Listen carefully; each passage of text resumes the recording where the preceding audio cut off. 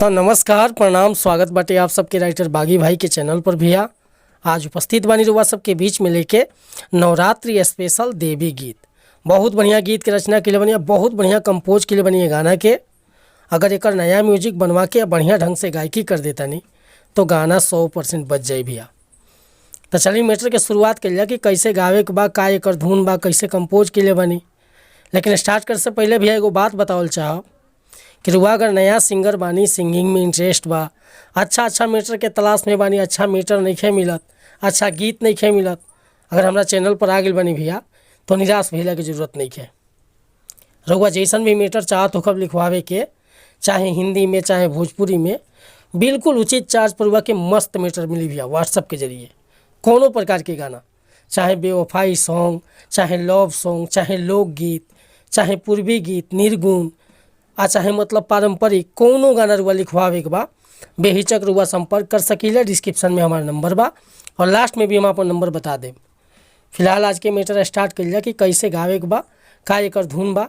और चैनल पर रुआ नया बन तो चैनल के सब्सक्राइब कर ली, बेल आइकन प्रेस कर ली, ताकि हर रोज़ रुआ नया नया मैटर सुने के, देखे के और गावे के मिलत रही भैया। आज के मैटर बाटे सजल माई के दरबार गूंजता देखो माइये के गाना, सजल माई के दरबार गूंजता देखो माइये के गाना, माइये के गाना हो माइये के गाना, भक्ति में सभे भइल बा दीवाना, पूजता सारा संसार गूंजता देखो माइये के गाना, सजल माई के दरबार गूंजता देखो माइये के गाना, माइये के गाना हो माइये के गाना, माइये के गाना हो माइये के गाना, पूजता सारा संसार गूंजता देखो माइये के गाना। तो उम्मीद करता नहीं भैया ये मीटर हुआ सबन के अच्छा लागल होई।